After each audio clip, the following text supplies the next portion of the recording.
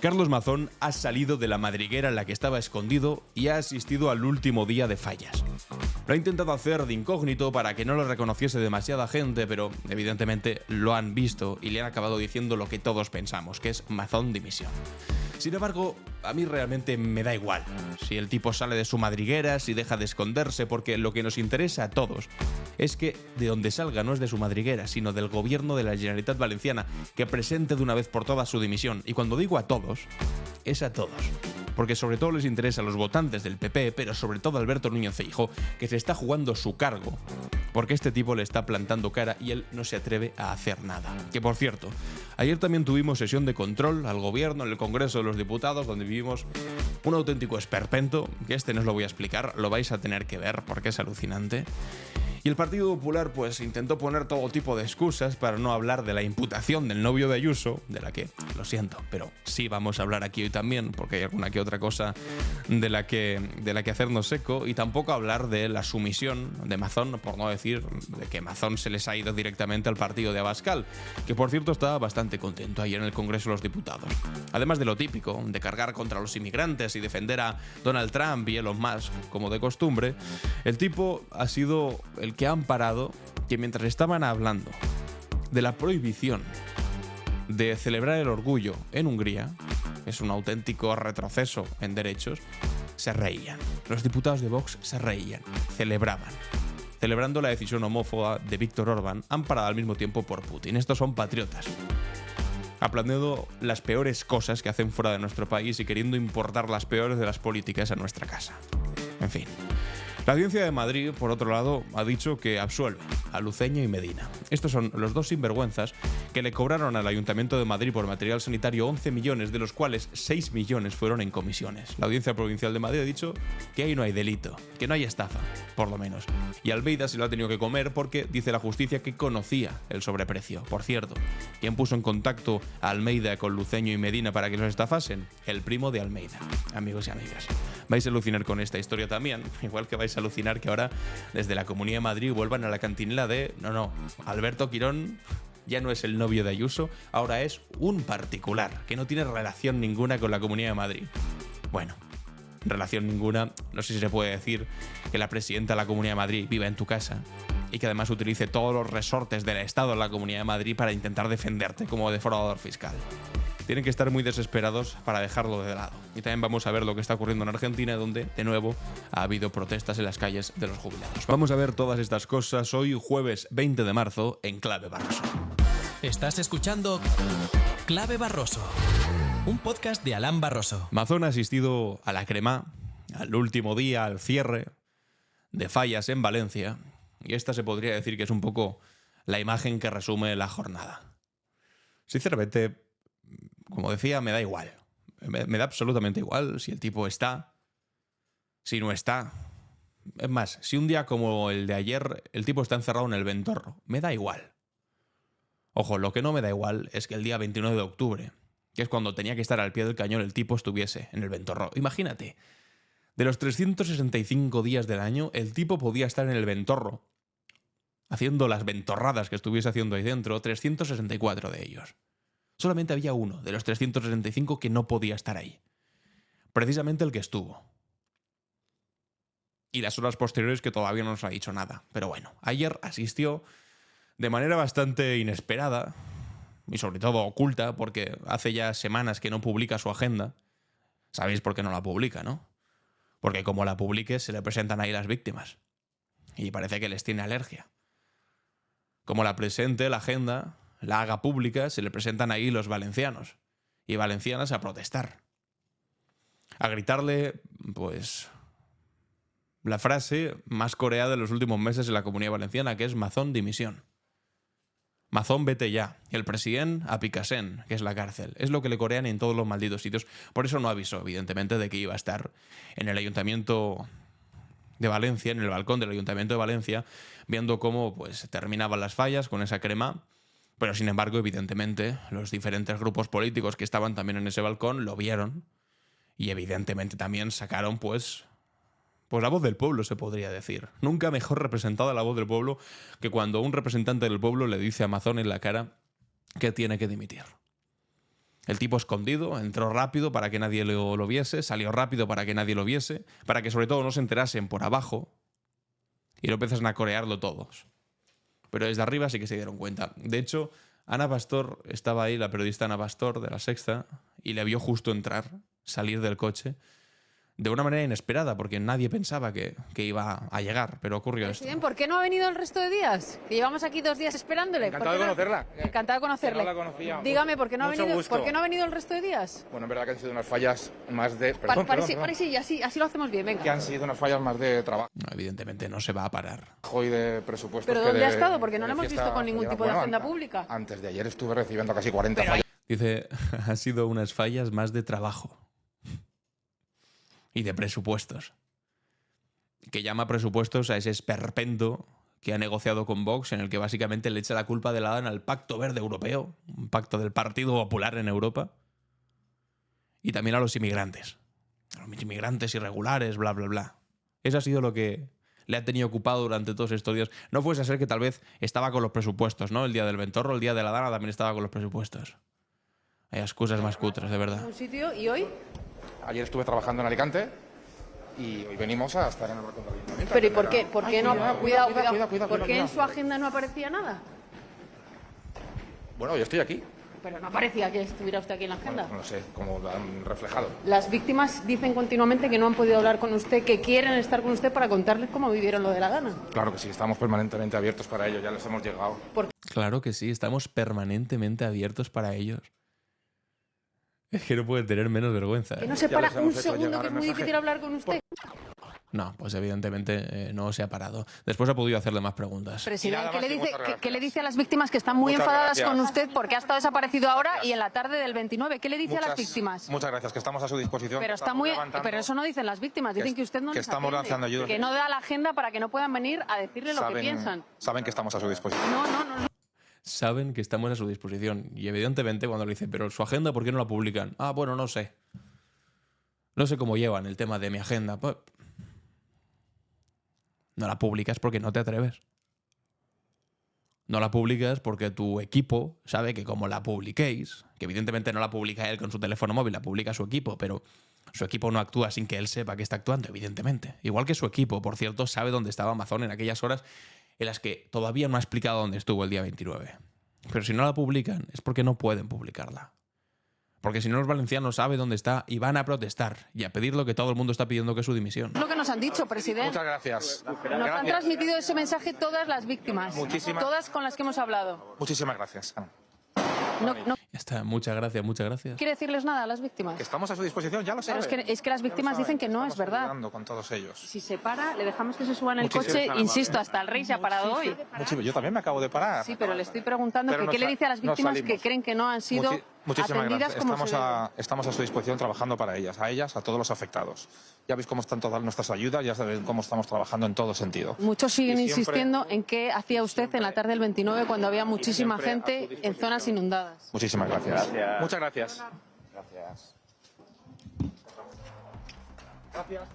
Se ha tenido que poner casi, bueno, casi no, literalmente delante de la puerta casi Ana Pastor para que le respondiese las preguntas el sinvergüenza de Amazon, que solamente ha repetido todo el rato, las víctimas ya saben que estamos a su disposición. Le dice Ana Pastor, es mentira. Y no es mentira porque lo decía Ana Pastor, es mentira porque porque lo dicen las víctimas, se lo han dicho las víctimas. Dice otra vez, no, estamos a su plena disposición. Es que es un mentiroso, pero sobre todo es alguien con la empatía completamente por los suelos, o sea, inexistente, no existe, es como si fuese una especie de robot. Sobre todo, si escuchamos después el relato de alguna de las víctimas, es que es horroroso. También Ana Pastor entrevistó a algunas de las víctimas. Entra tu hijo. En este caso, esta mujer, es que es durísimo esto. Dolores resulta que perdió aquel día, aquella tarde, insisto, mientras Amazon estaba en territorio desconocido, a su marido, a su hijo y a su otro hijo. Es decir, a su vida entera. A sus 2 hijos y a su marido, a los 3. Y evidentemente no les había llegado ninguna alerta. Y evidentemente el presidente de la Generalitat estaba en paradero desconocido. Javi, el pequeño, y os dice, oye, hay mucha agua afuera. Y ya nos salimos, pero es que como bajaba tanta agua, que a mí me llevaba, entonces mi hijo me subió arriba y nos subió a la ventana y al rato cuando ya bajó mi hijo el perro de la ventana, pues ¿qué le pasó? Que se le escapó y él fue a cogerlo y mi otro hijo a ayudar a su hermano y mi marido a continuación a por sus hijos también. Gracias, Dolores. Lo que perdió. Este mazón no me devuelve a mis hijos ni a mi marido y está recomponiendo, que recompone. La vida ya no la recompone. Es terrorífico. Es dolorosísimo. Que va un hijo, se le escapa el perro, va detrás del perro, se le lleva el agua. El hermano va a ayudar al hermano que se le ha llevado por ir a por el perro, también se le lleva el agua. Va el padre a intentar ayudar al hijo que ha ido por el otro hermano y también se lleva a los tres. Incluido al perro, por supuesto. A los 4. Y se queda la mujer sola y escuchando a Mazón diciendo no a su disposición. Es que es horrible, es horrible, es horrible. Bueno, pues esto dentro del ayuntamiento ha ocurrido. Estaba ahí presente Papi Robles, que es la portavoz de Compromís en el Ayuntamiento de Valencia. Entonces se lo han encontrado ahí de repente, insisto, de casualidad, porque nadie estaba avisado de que iba a asistir porque no ponen la agenda de manera pública. Ya ha ocurrido este momento. Le ve Mazón a la portavoz, dice hola, la reconoces, sabe que es la portavoz de Compromiso en el Ayuntamiento, la saluda. Y le ha dicho, te voy a dar lo que te mereces, y le da pues la pegatina donde pone Mazón dimisión. Anda, calla. Y le dice, anda, calla. Anda, calla. No sé. Y dice, piensa más en ti y no en los buitres que tienes alrededor. Vamos a ver cómo... Bueno, pues básicamente cuando era la pegatina, anda ya, anda, calla. No seas así, no seas así. Bueno, pues le ha dicho lo que muchos estarían deseando decirles a la cara. Pero no muchos ciudadanos, solamente en Valencia, sino muchas de las víctimas. Que después sigue faltando al respeto diciendo, sí, plena disposición. En fin, dejamos a un lado ya el mazonismo de hoy, porque cada día es el mazonismo del día, que es ver cómo el tipo se humilla para continuar al frente de, pues no se sabe demasiado bien qué. Sobre todo al frente de la indignidad de un tipo que no se atreve a hacer lo que la mayor parte de su pueblo le está pidiendo, le está exigiendo, de hecho. Es que Mazón hoy en día está mira debajo de sus pies y no ve nada. No tiene suelo debajo de sus pies. No tiene dónde sostenerse.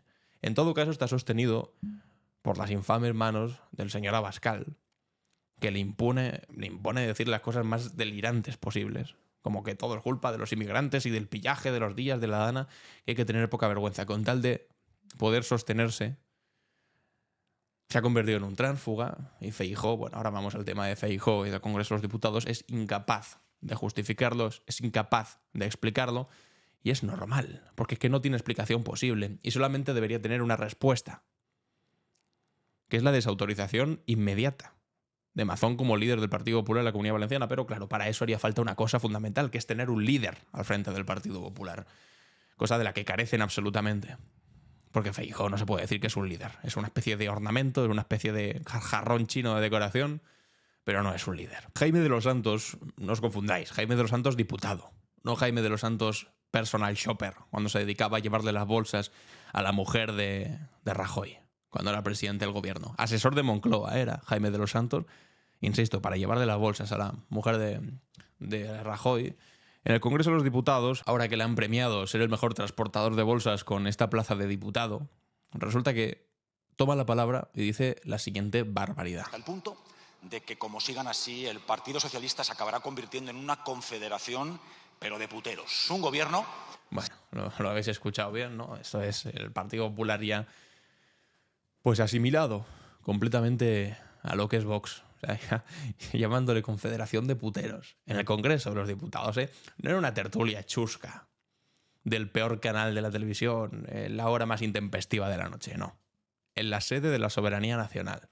Y este diputado aquí detrás riéndose, haciendo jajajaja. No olvide. Qué risa, jaja. Está aquí al lado también, jajajaja. Diputados que no sé ni quiénes son. Que son de estos que están ahí, pues los típicos.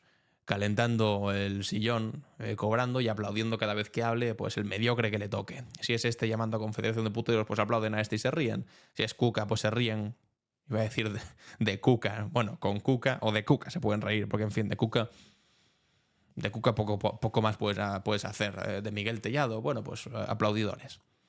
Y ahora aplauden que este tipo esté hablando en estos términos. Como os decía, pues supongo que le han dado el pago en especie, esto es, haciéndolo diputado, por la promoción del talento interno, pero talento en las muñecas debe ser, para llevar las bolsas que le llevaba a la mujer de Mariano Rajoy, Elvira Fernández, que de hecho hace 2 días, en una tertulia Antena 3, este mismo señor, que tampoco sé por qué lo invitan de tertuliano, siendo que es diputado, pero bueno, en fin, cosas de la televisión, resulta que se enfadó mucho con Óscar Puente, porque Óscar Puente pues le llaman lo que fue, personal shopper.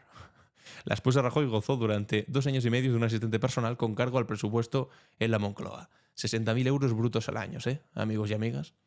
Que no solamente enviaba correos, que es lo que le están criticando a una asesora ahora de Begoña Gómez en la Moncloa. No, es que envió un par de correos a nombre de Begoña Gómez, una asesora que trabaja para la Moncloa. Bueno, es que este señor no es que enviase correos. Es que además le llevaba las bolsas de ropa. Y en la prensa de la época lo llamaron el personal shopper, pero además no de manera despectiva, sino como, bueno, pues es su trabajo. El personal shopper de la mujer de Mariano Rajoy. Y como Óscar Puente se lo dijo en esta tertulia, bueno, en la tertulia no fue, se lo dijo por Twitter, puso un mensaje y respondió en la tertulia. Jaime de los Santos. Eso que dices es homófobo. Venga, por favor. Venga, por favor. Homófobo es decirte que eres un personal shopper, que le llevabas las bolsas trabajando a la mujer del presidente del gobierno. No, mira, más bien te estás equivocando. Porque homófobo precisamente es lo que ocurrió en el Congreso de los Diputados con los que son tus socios.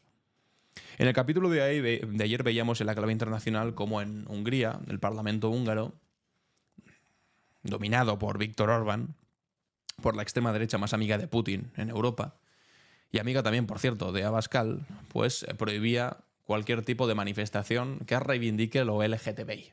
Es decir, prohibir de facto las manifestaciones del orgullo. En el resto de Hungría igual las tienen un poco más controladas, pero que precisamente en Budapest, que es la capital de Hungría y que tiene una sensibilidad bastante más progresista y donde sí se celebraba el orgullo, quede prohibido. Bueno, pues el diputado Víctor Gutiérrez del Partido Socialista estaba criticando esto en comisión en el Congreso de los Diputados y ocurrió lo siguiente. ¿Sabe quiénes sí ejercen discursos de odio? Pues los ejerce, por ejemplo, Donald Trump con su discurso de persecución hacia las personas migrantes o eliminando a las personas trans del deporte o del ejército, como ha hecho. Los ejerce Milei, que ha relacionado sin ningún tipo de rubor la homosexualidad con la pedofilia. Eso es un discurso de odio.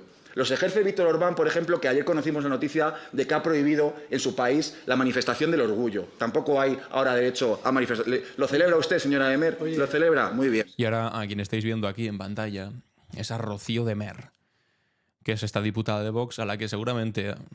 Bueno, espero que no reconozcáis, porque esta señora debería ser irrelevante en un país decente, pero seguramente os suene por la tipa que cuando salió la noticia de que un niño había nacido en un pueblo por primera vez en 18 años, en un pueblo de la España interior, en la que no nacía nadie en 18 años, y resulta que el niño se llamaba Ayub porque era hijo de unos migrantes que fueron a vivir a ese pueblo, en el que, insisto, no nacía nadie en 18 años, la tipa se lo iba a decir que el futuro de España era terrorífico. ¿Por qué? Porque naciese un niño nuevo. Porque además todos los vecinos estuviesen encantados y abrazaban al niño, todos los señores mayores del pueblo. Contentísimos, abrazando al niño, dándole besos, diciendo qué alegría más grande. Pero dijo, sin embargo, que el futuro de España era terrorífico porque el niño se llamaba Ayub. Porque decía, oh, la inmigración malvada. Es una señora sin ningún tipo de escrúpulos. Que además también os digo, el problema es que se llame Ayub un niño. Cuando ellos tienen todos apellidos extranjeros, no sé si de Mer es de Cuenca, precisamente ese apellido. No sé si Smith te hace de Burgos. No sé si Stigman, no sé si Frings, no sé si Terch, todos estos apellidos te hacen los más españoles del mundo. Pero como te llames Ayub, entonces dicen que el futuro del país es terrorífico porque hay niños inmigrantes. Que han nacido en España, además, que son españoles. En fin, pues esta señora, cuando le dice lo de la prohibición del Día del Orgullo, de la manifestación del orgullo, en Hungría, se alegra. Tampoco hay ahora derecho a manifestar. ¿Lo celebra usted, señora Emer? ¿Lo celebra? Muy bien. Se le queda retratada. ¿Sabe quién también...? Se ríe y dice, sí, lo celebro. Discurso de odio. ¿Sabe quién también ejerce discurso de odio? Usted, señora de Mer. Cuando ve un bebé, cuando ve el primer... Disculpe, señora Aguirre, estoy hablando yo. Discurso de odio lo ejerce usted cuando ve el primer bebé. Sí. ¿Sabe quiénes ejercen? Y y le hacen callar, empiezan a gritar por encima, no se escucha demasiado porque no tiene el micrófono puesto, pero ahí en directo evidentemente se escucha. Le iba a decir lo del bebé, la barbaridad que dijo de un bebé, que cómo puedes ser tan miserable para meterte con un bebé, además por el nombre que ha recibido, que ni siquiera es decisión del bebé. Digo que el futuro de España es tenebroso, concretamente dijo. Es completamente asqueroso, pero aquí, no sé, este señor, el Jaime de los Santos, ahí no verá ningún tipo de homofobia, no, porque depende de estos, porque depende de sus votos. Y estará encantado, ¿no?, con que Víctor Orbán pues censure el orgullo, y aquí pues sus compañeros de gobierno en todos los lados, por cierto, con los que acaba de pactar Carlos Mazón, pues lo apoyan. Vamos a escuchar precisamente también a Santiago Abascal con el rifirrafe que tuvo ayer en el Congreso de los Diputados con el presidente del gobierno. Su modelo es... Por supuesto, él obsesionado, siguiendo hablando de los inmigrantes. Su modelo es que los inmigrantes ilegales y los ocupas radicales tengan vivienda social. Lo de los ocupas radicales me alucina. Como hay ocupas normales y ocupas radicales. Y el siguiente día dirá ocupas extremos radicales. Y el siguiente los super ultra ocupas de extremísimo radical 2.0 renovado. O sea, por favor. Ayudas sociales, estén alojados en hoteles. ¿Cuánto odio destila usted con los extranjeros que viven en España y trabajan y contribuyen al crecimiento económico de nuestro país? ¿Y qué admiración profesa usted a los oligarcas que trabajan desde fuera para destruir Europa y contra los intereses de España? Lo que amenaza la prosperidad de España y de Europa no es la inmigración, son los aranceles al campo, a la industria, ante los que usted calla. Lo que amenaza la democracia de nuestro país no es la migración, son esos tecno-oligarcas a los cuales usted pone la alfombra roja y que trabajan para usted expandiendo odio en las redes sociales. Lo que amenaza a nuestra sociedad no son los inmigrantes, son gobiernos como el de Orbán, que ayer lo que ha hecho ha sido prohibir manifestaciones de los colectivos LGTBI en Hungría. O lo que hacen ustedes, banalizando y negando la violencia de género. Lo que amenaza nuestra seguridad son los gobiernos negacionistas, como el que usted está apoyando en Valencia, que niegan la evidencia científica, el asesoramiento técnico y amplifican el drama de catástrofes de emergencias climáticas como las que hemos vivido en Valencia el pasado mes de octubre. La verdadera amenaza, señoría, para Europa y para España es esa internacional ultraderechista que trabaja desde fuera por destruir Europa desde dentro y cuya sucursal en España es usted y su partido. Bueno, pues bastante contundente el presidente. Y es verdad que es como hay que contestarle a este señor, que va de patriota, Santiago Abascal, pero que realmente lo que hace es recibir fondos de fuera, porque la última campaña la financiaron con dinero de Hungría, de la Hungría de Víctor Orbán. Y en segundo lugar, decir que son valientes, precisamente metiéndose con los que están en una posición más baja en la sociedad, de más vulnerabilidad. Y tú no eres un valiente si tu política se dedica a señalar a los inmigrantes. Sobre todo si señalas a los inmigrantes para nunca, es decir, miras hacia abajo para nunca tener que mirar hacia arriba. Los culpables de la Dana, los inmigrantes. Mazón, en absoluto, a Mazón lo salvamos. Los culpables de la Dana, los inmigrantes irregulares. ¿Algún empresario de estos quiso trabajar cuando estaban cayendo las trombas de agua que cayeron? ¿O cuando había alerta roja decretada por la EMET? No, de los empresarios no dirá ni mu. Pero es que voy más allá. Criticar a Ayub, a un niño recién nacido por el nombre, y al mismo tiempo aplaudir a Elon Musk. ¿Cómo vas a ser valiente? Si lo que haces sistemáticamente es aplaudir al tecnooligarca de turno, como decía Pedro Sánchez, al que te toque.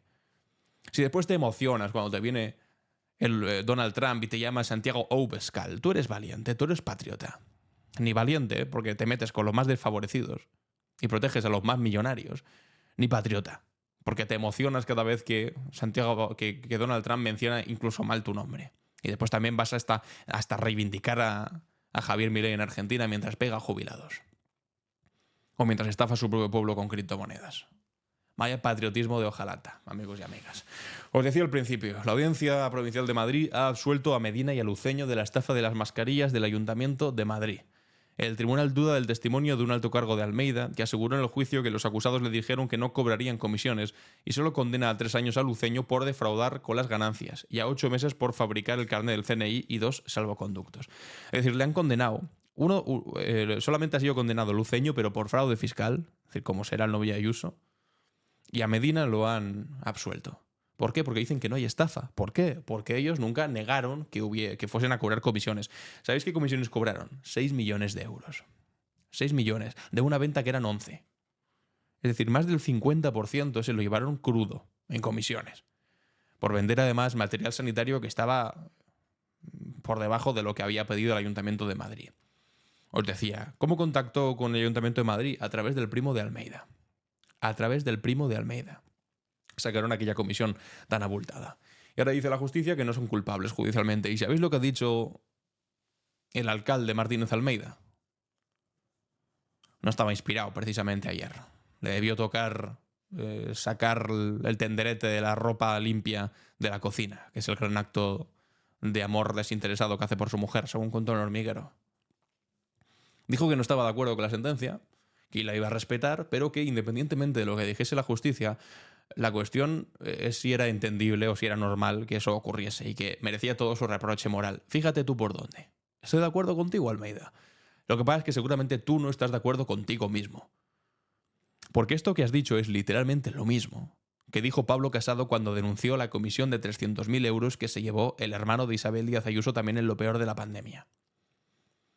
300.000 euros de comisiones al gobierno de su propia hermana. Y Pablo Casado dijo, más allá de si es legal o no, la cuestión es si cuando morían 700 personas al día tú pudieses contratar con tu hermana y llevarte 300.000 euros. Y la respuesta, ya te digo, que no es moral.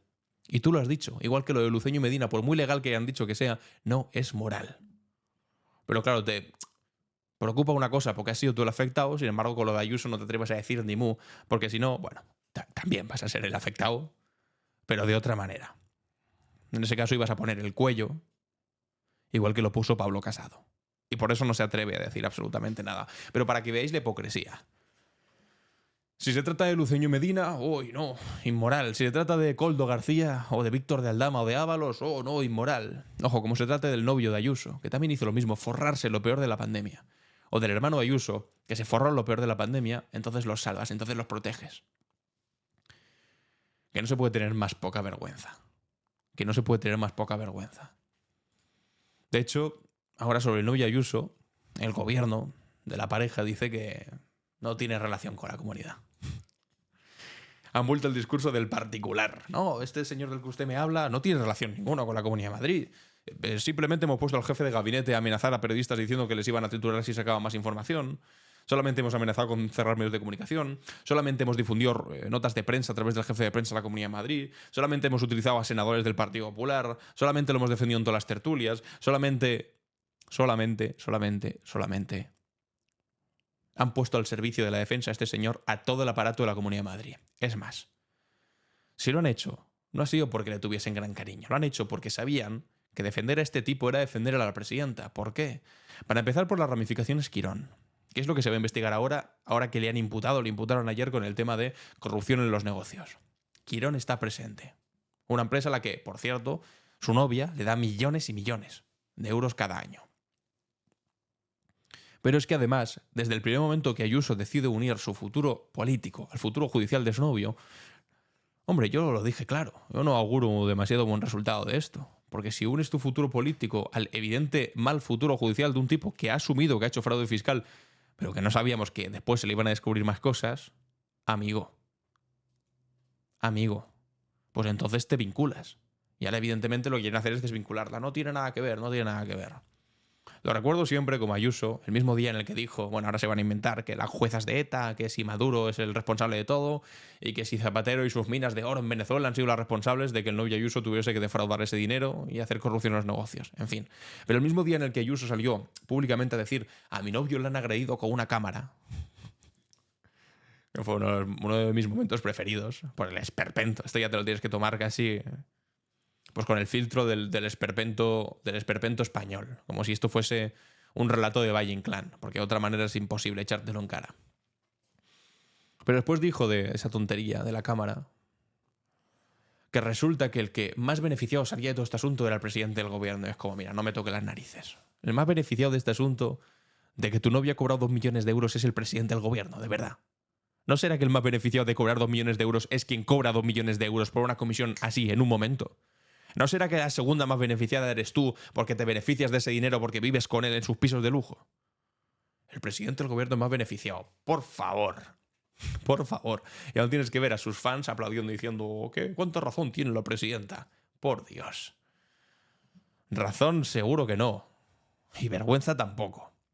En fin. Completamente delirante.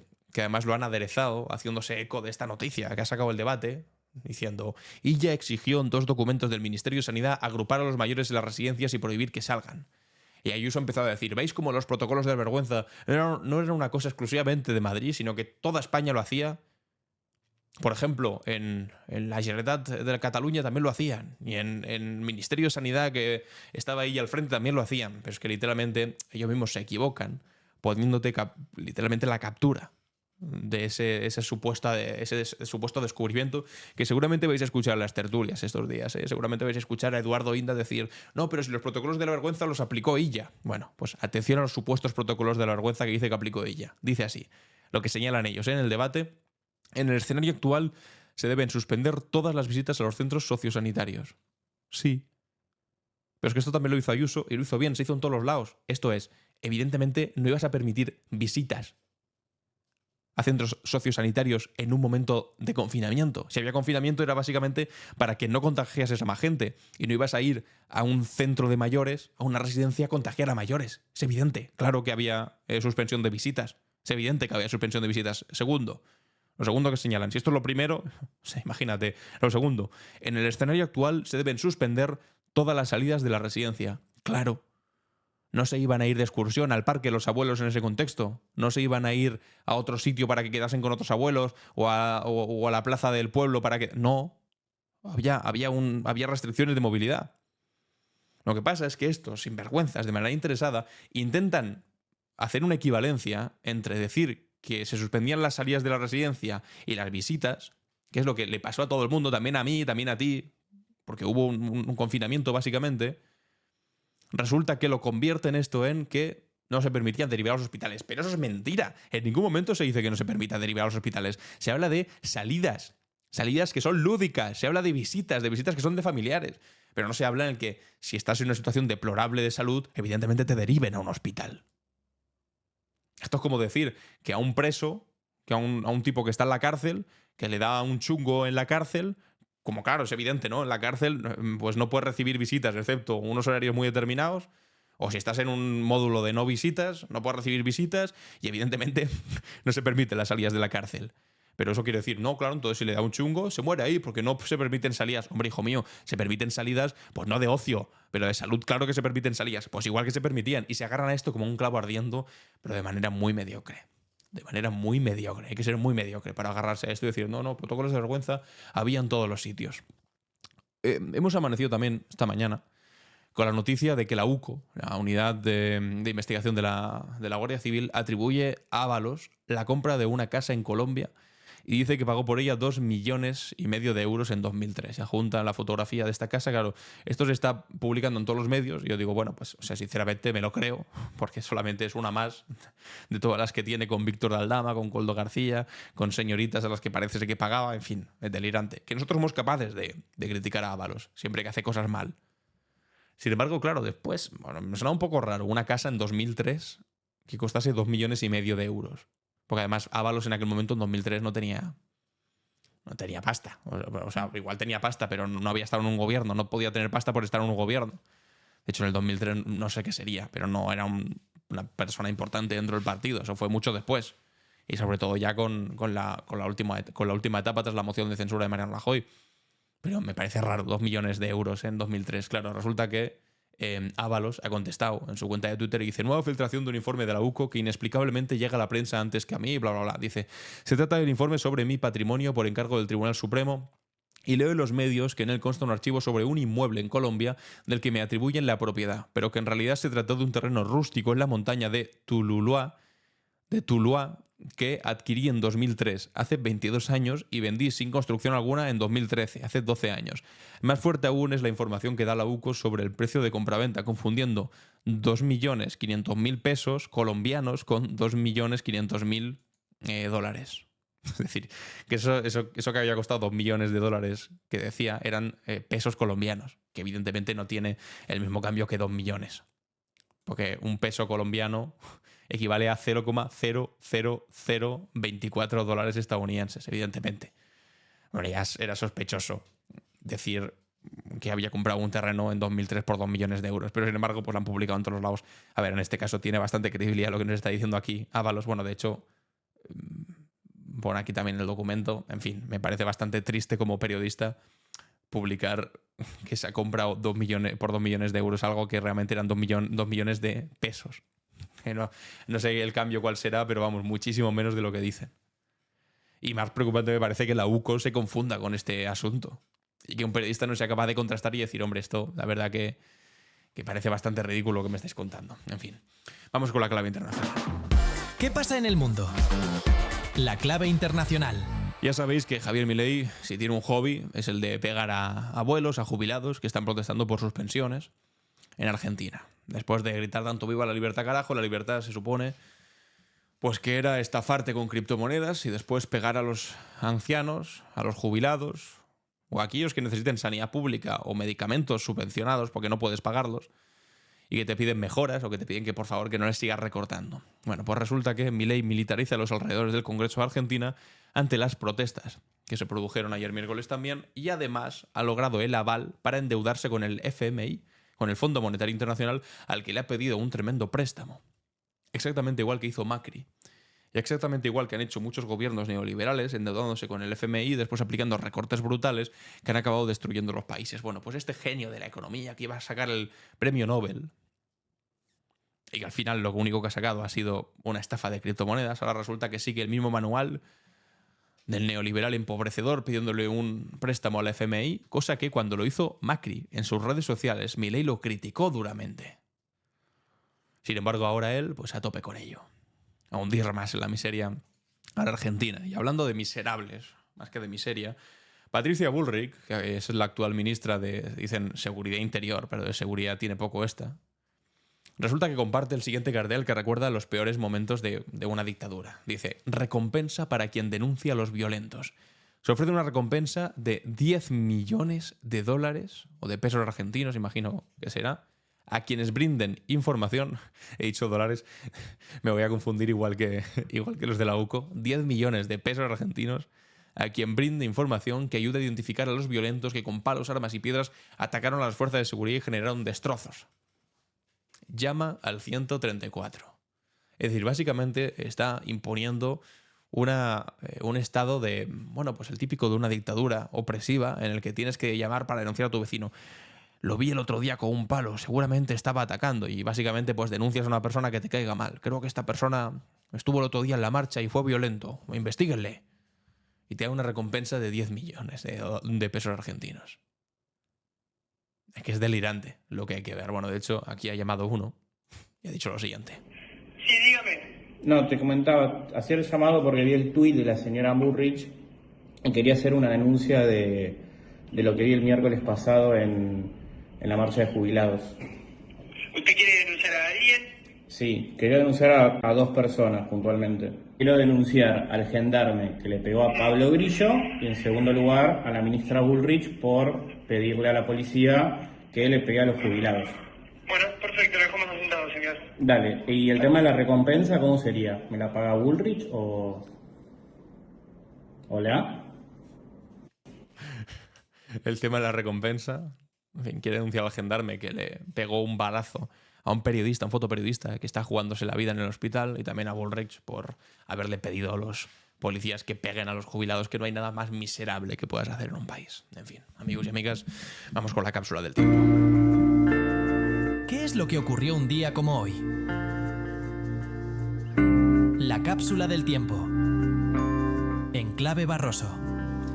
En la madrugada del 20 de marzo del 2003, bajo la administración de George Bush, las tropas estadounidenses cruzaban la frontera de Kuwait para iniciar lo que se convertiría en una de las intervenciones militares más controvertidas de la historia reciente. Esta invasión, bautizada como Operación Libertad Iraquí, fue presentada como una misión necesaria para desarmar al régimen de Saddam Hussein de supuestas armas de destrucción masiva y para llevar la democracia al pueblo iraquí. Las excusas no las conocemos perfectamente en España, porque Aznar también nos metió en esa misma guerra, de manera completamente humillante para nuestro país. Sin embargo, la realidad detrás de esta narrativa oficial era mucho más compleja y oscura.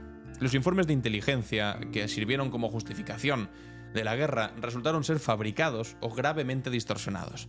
Colin Powell, entonces secretario de Estado, presentó ante el Consejo de Seguridad de la ONU evidencias falsas sobre programas de armas en Irak, una mancha en su carrera, como él mismo reconocería años después, cosa que Aznar no ha reconocido.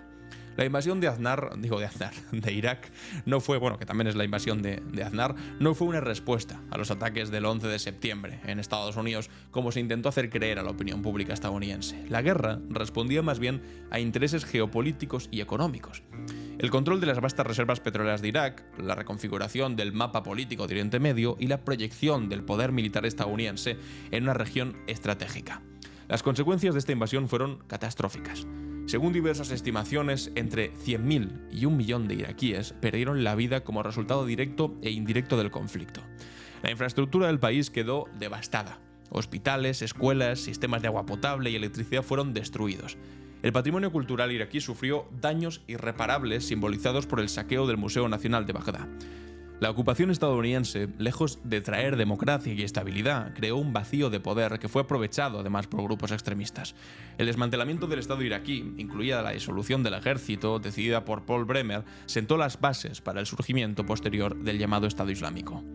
Un dato menos conocido es que previo a la invasión, numerosos expertos advirtieron sobre los peligros de derrocar a Saddam Hussein sin un plan claro para el día de después.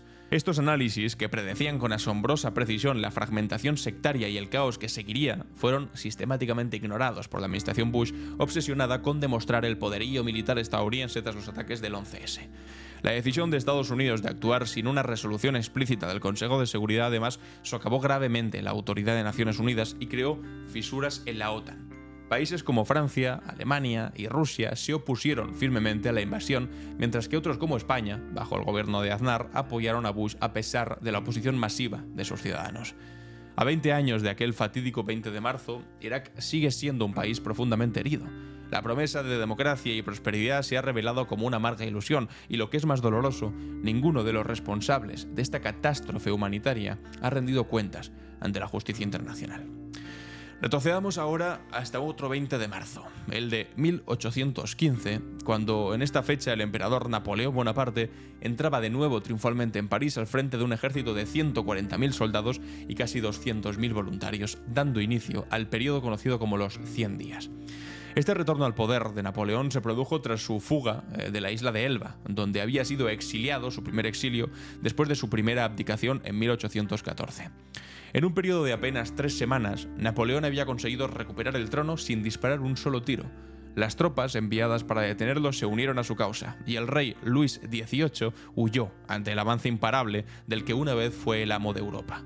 Los 100 días representan un capítulo extraordinario de la historia. Bonaparte promulgó una constitución liberal, la llamada Acta Adicional, que garantizaba libertades civiles y derechos políticos que habían sido restringidos durante su primer periodo imperial. Sin embargo, este viraje hacia posiciones más liberales no fue suficiente para ganarse el apoyo de las potencias europeas que formaron la séptima coalición para derrocarlo definitivamente en Waterloo. Lo fascinante de este episodio es cómo condensa las contradicciones de Napoleón y de la propia Revolución Francesa. Bonaparte, que había emergido como hijo de la Revolución, terminó traicionando muchos de sus ideales al establecer un imperio hereditario. Sin embargo, también fue el vínculo a través del cual los principios revolucionarios se extendieron por toda Europa. La caída final de Napoleón tras Waterloo marcó el inicio de un periodo de restauración conservadora en Europa. Se reforzaron las monarquías y se persiguieron las ideas liberales. Sin embargo, las ideas de libertad, igualdad y fraternidad continuarían inspirando movimientos democráticos a lo largo de todo el siglo XIX. Avancemos ahora hasta otro 20 de marzo, esta vez de 1873. En este día, la Asamblea Nacional Republicana de España aprobaba la abolición de la esclavitud en Puerto Rico, un paso fundamental hacia la erradicación de esta institución inhumana en los territorios españoles.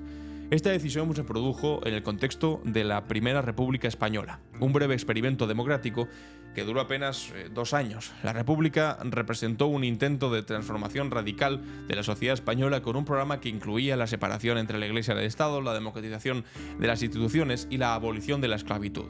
La ley aprobada declaraba libres a todos los esclavos de Puerto Rico, aproximadamente 31.000 personas, aunque incluía un periodo de transición durante el cual los antiguos esclavos debían seguir trabajando bajo contrato.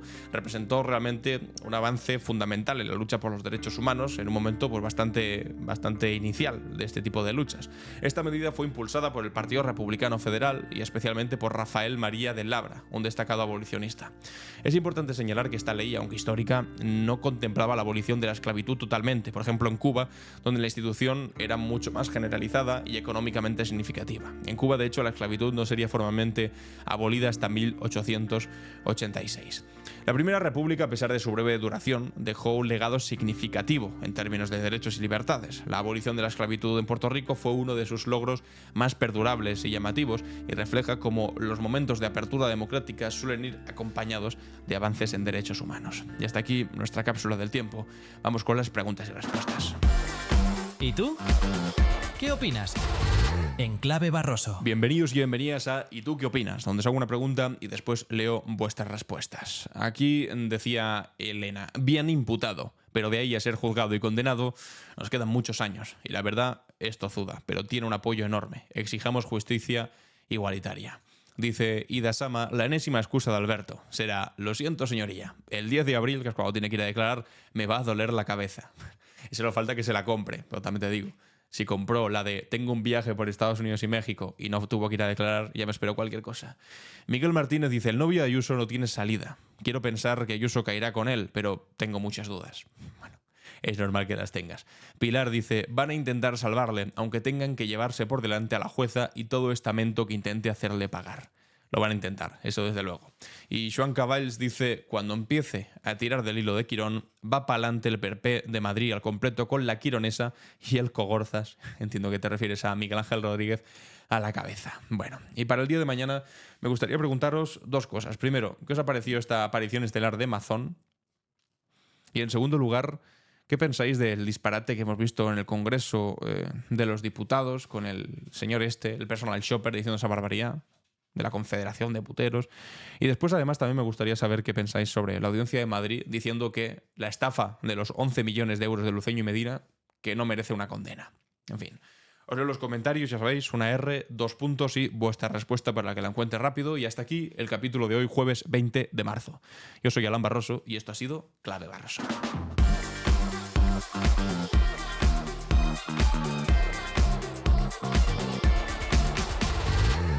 En Clave Barroso.